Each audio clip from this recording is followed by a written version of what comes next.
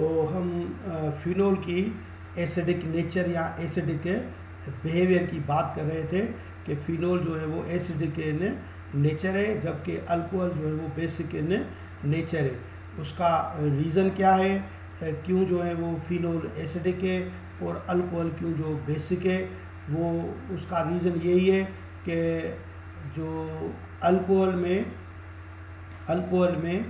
OH जो होता है, उस कार्बन के साथ अल्कोहल की मैं बात कर रहा हूँ कि अल्कोहल में ये जो ऑक्सीजन है ये कार्बन के साथ है और ये कार्बन आगे जो है वो एक कार्बन के साथ अटैच होता है, और ये अगर हाइड्रोजन को वाटर में रिलीज करे पॉजिटिव फॉर्म में, तो ऑक्सीजन के ऊपर जो निगेटिव चार्ज है ये दोबारा हाइड्रोजन को अपनी तरफ अट्रैक्ट करके उसको रिलीज नहीं करेगा। एसिड आपको पता है किसे बोलते हैं, विच लिबरेट द H आयन। तो ये अल्कोहल H आयन को लिबरेट नहीं करेगा, क्योंकि ये ऑक्सीजन जो मोर इलेक्ट्रोनिगेटिव है उसको दोबारा अपनी तरफ खींच लेता है, अट्रैक्ट कर लेता है, इसलिए H आयन लिबरेट नहीं होता है। उसका रीज़न क्या है कि ये जो ऑक्सीजन है ये आगे नहीं बढ़ती है। लेकिन जब हम फिनोल की बात करते हैं तो फिनोल में आपको पता है कि फिर आगे क्या होता है, ये ऑक्सीजन जिस कार्बन के साथ अटैच होता है वो कॉन्जुगेटेड फॉर्म में होता है कार्बन, यानी कि वहाँ पर डबल और सिंगल बॉन्ड होते हैं। तो हकीकत क्या है कि वो जो निगेटिव चार्ज है ये इस रिंग के अंदर चली जाती है, और यहाँ पर जो पाई इलेक्ट्रॉन है, जो डीलोकलाइज पाई इलेक्ट्रॉन बनते हैं आपको पता है, तो ये ऑक्सीजन उसका पार्ट हो जाता है।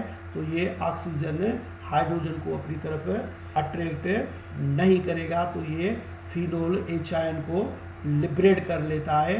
इसलिए जो फिनोल की नेचर जो होती है वो एसिडिक हो जाती है। तो यही फिनोल की जो एसिडिक नेचर है जो इसको एलिफेटिक अल्कोहल से डिफ़र करती है, उसे डिफरेंट दिखाती है। तो ये है एसिडिक बिहेवियर ऑफ फिनोल।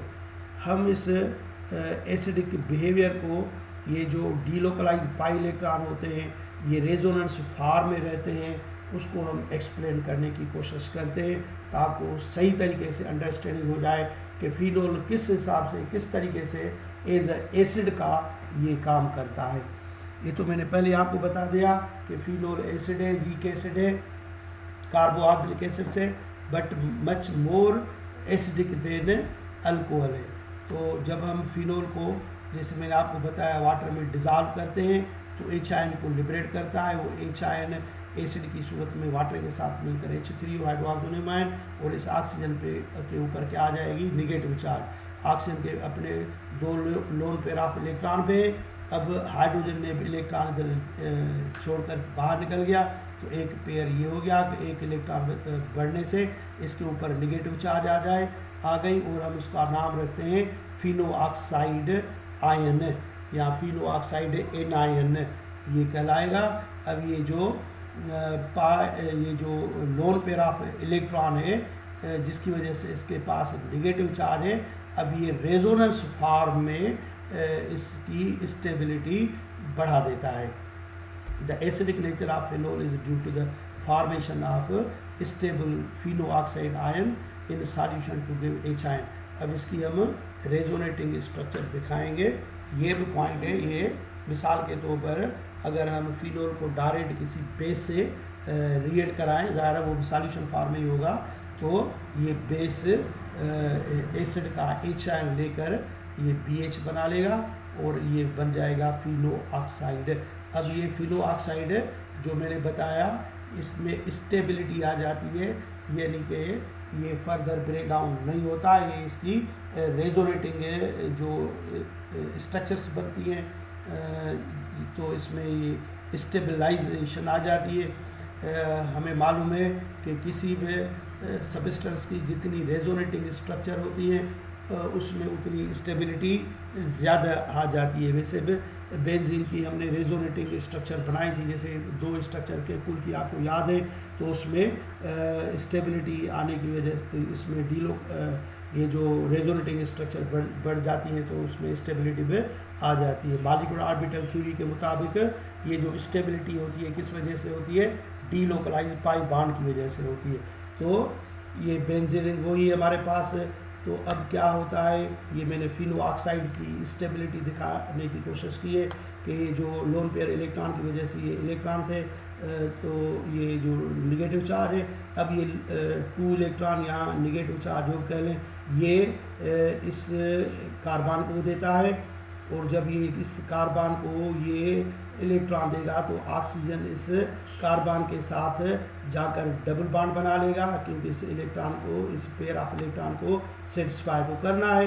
अब ये कार्बन आप देख रहे हैं, तो इसका एक डबल बॉन्ड इधर आ जाए, फिर तो ये 4, 5, ये 6 बॉन्ड बन जाएगी जो कार्बन नहीं बनाता है। तो फिर नतीजे में क्या होता है कि ये जो पाई बॉन्ड है ये इधर से शिफ्ट होकर इधर चला जाएगा। तो नतीजे में क्या होगा कि वो जो निगेटिव चार्ज थी लोन पेयर ऑफ इलेक्ट्रॉन की वजह से, जो मैंने आपको दिखाए, लोन पेयर ऑफ इलेक्ट्रॉन लिख सकते हैं या माइनस की सूरत में भी लिख सकते हैं। तो ये माइनस इधर चली आई, इधर शिफ्ट होकर आ गई। अब ये जाहिर है कि ये माइनस फिर इधर से शिफ्ट होगी इस तरफ से, तो नतीजे में क्या होगा कि फिर ये इधर डबल बॉन्ड बन जाएगा और ये निगेटिव चार्ज इधर आ जाएगी। फिर ये निगेटिव चार्ज जो है इस कार्बन की तरफ चली जाएगी, तो नतीजा क्या होगा कि ये बॉन्ड इधर बन जाएगा और ये निगेटिव इस तरफ चली जाएगी। तो ये निगेटिव आर्थो पेरा आर्थो पर ये रेजोनेट फॉर्म में चल रही है, और आकर फिर यही वापस आकर इसके साथ आ जाएगी। तो ये जो 1, 2, 3, 4, 5 ये रेजोनेटिंग स्ट्रक्चर है, क्योंकि ये जो निगेटिव चार्ज आई है ये कहाँ पर है हम नहीं कह सकते, इधर भी आ सकती है, इस पोजीशन पर आ सकती है, इस पर भी आ सकती है, इस पर भी आ सकती है। इन सारे स्ट्रक्चर को हम क्या बोलते हैं, रेजोनेटिंग स्ट्रक्चर्स कहलाते हैं। इस वजह से ये निगेटिव फॉर्म में ही रहता है और ये H आयन को वो अपनी तरफ दोबारा नहीं खींचेगा, क्योंकि इसकी जो ये निगेटिव चार्ज है ऑक्सीजन की, ये अंदर इस pi electron delocalised pi bond का हिस्सा बन जाता है। तो ये फिनो ऑक्साइड जो है वो स्टेबल हो जाएगा। आप अपने लफ्ज़ों में कह सकते हैं कि ये जो फिनो ऑक्साइड H आयन को लिबरेट करने के बाद स्टेबलाइज्ड हो जाता है, मजबूती हो जाती है इसमें, तो वो उनकी ये जो रेजोनेटिंग स्ट्रक्चर से उसकी वजह से है। तो negative charge on oxygen atom is delocalized in the ring and the fino oxide becomes relatively stable as shown by the contributing structures। तो ये सारी उस फिनो ऑक्साइड को रिप्रेजेंट करने की कोशिश कर रहे हैं। तो आप सिंपल लफ्ज़ों में कह सकते हैं कि फिनोल जो है वो एसिडिक नेचर दिखाता है उसकी आयन की फिनो ऑक्साइड की स्टेबिलिटी की वजह से, और उसमें ये स्टेबिलिटी किस वजह से है, तो आप कहेंगे ये रेजोनेटिंग स्ट्रक्चर की वजह से है, यानी कि इसमें जो डीलोकलाइजेशन है उसकी वजह से इसमें स्टेबिलिटी पैदा होती है। तो एसिडिक नेचर हमने फिनोल की डिस्कस कर ली, और अगर हम इनको कंपेयर करें कार्बोक्सिलिक एसिड, फिनोल, वाटर और अल्कोहल, तो फिनोल की जो एसिडिक नेचर है वो वाटर से भी ज़्यादा है, अल्कोहल से ज़्यादा है, लेकिन कार्बोक्सिलिक एसिड से कम है। ये जो हम दिखाते हैं डिसोसिएशन कांस्टेंट जिसे हम कहते हैं Ka, माना डिसोसिएशन कांस्टेंट या ionisation constant for acid A, अगर बेस होता है तो Kb लिखते हैं। तो एसिड का जो रेंज होता है 10⁻⁻5 होता है, ये फिनोल का 10⁻−10, ये -10 माना और कम हो गया, माना फिनोल की जो एसिडिक कैरेक्टर है कार्बोक्सिलिक एसिड से कम है। और वाटर का जो ये डिसोसिएशन कांस्टेंट या आयोनाइजेशन कांस्टेंट का वैल्यू कितना हम निकालते हैं 10⁻14 है, एक्सपेरिमेंटल वैल्यू है, तो ये 10⁻14 कम है, तो इसका मतलब है फिनोल जो है वो ज़्यादा एसिडिक इन कैरेक्टर से वाटर के। और अल्कोहल यानी कि इथाइल अल्कोहल का जो डिसोसिएशन कांस्टेंट Ka का वैल्यू है वो 10⁻18 है, तो ये और कम हो गया। तो फिनोल अल्कोहल से ज़्यादा एसिडिक है। एक्यूरेट वैल्यू कितना दिखाते हैं, 1.3 इंटू 10 - 10 दिखाते हैं। तो ये अल्कली बना बेस